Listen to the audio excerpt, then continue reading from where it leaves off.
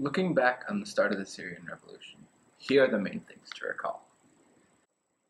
Assad had never originally intended to be the leader of Syria. He was studying at a university, and his older brother was the one that was going to govern over Syria. One day, however, his brother Basal died in a car accident, and his father marketed Assad as a symbol of hope, and soon the pictures of Basal were replaced by ones of Assad. Assad was a very Western liberal thinker. He brought liberal and capitalistic ideas into Syria.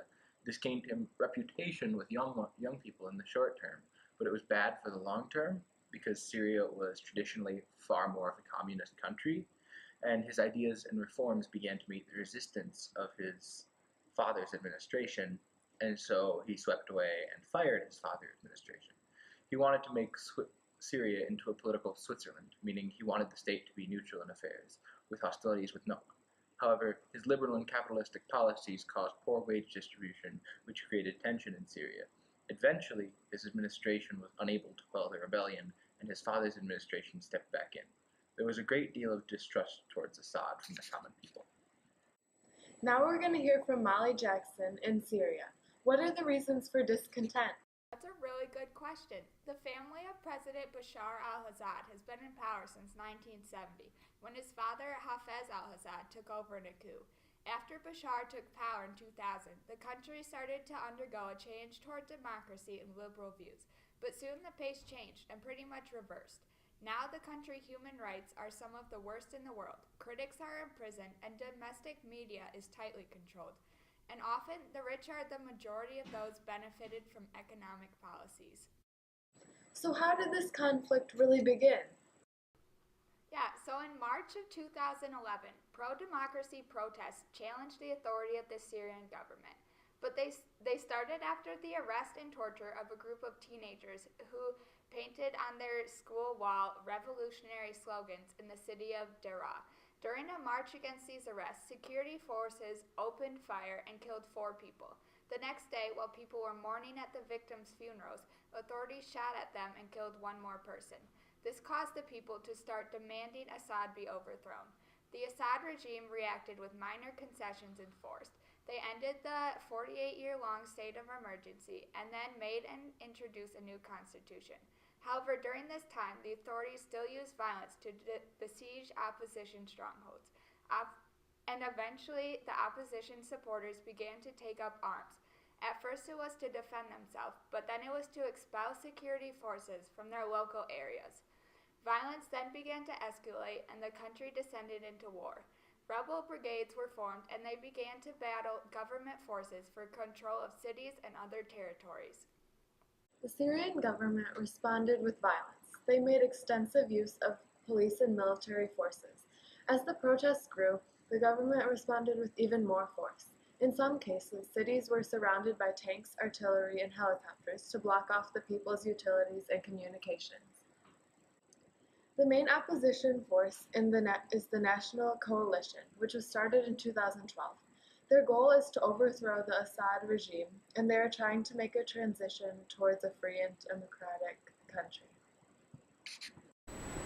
ISIS became a factor in 2012 with the taking up of forces in Syria, the collapse of the non-violent pro-democracy struggle, and many acts of repression by the Syrian regime, which gave ISIS, which hadn't ever been recognized, the artificial colonial era boundaries between the Arab states, an opening to take over major areas of Syria as well. This resulted in foreign intervention and ISIS retaliation.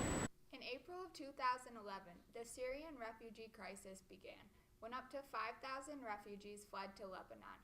Now the flow of refugees from Syria started to increase.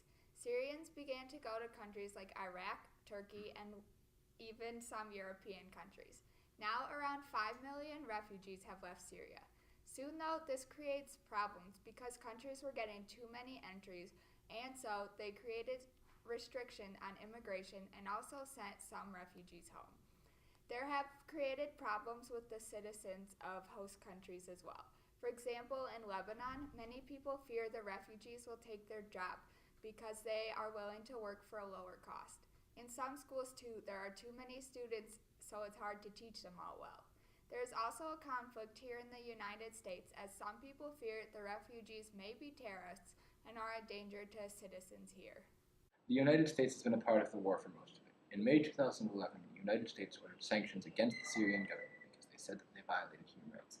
However, Assad still injured and used harmful force against protesters. In 2012, the Syrian government said it would use chemical weapons if outside forces came into the country. Obama responded by saying that if they used chemical weapons, there would be consequences from the United States. In August of 2013, there was a chemical weapon attack on a town that killed hundreds of Syrians. Obama asked Congress to give him permission to attack Assad's forces, but this never happened, though, because of a disarmament agreement made by the US and Russia that caused Syria to say it would not use chemical weapons. Recently, however, after a chemical attack done by Assad, President Donald Trump ordered an airstrike on the base that the attack supposedly came from. This does not mean, however, the United States will join the war. The country is watching Assad and Trump in the upcoming times to see what will be done. The United States has also played a role in the refugee crisis. We have taken in many refugees in 2016. Experts estimate we took in around 12,500. However, there has been much controversy in the Trump administration whether we should allow refugees in due to the possible terror threats they may cause. This whole matter is very complicated, and we hope Assad will relent and stop hurting his people. We also hope the US will be willing to protect the people of Syria if needed. The Syrian civil war is a complicated matter with people in Syria, and the world taking sides. New things are happening each day, and one can only hope it will eventually bring out peace.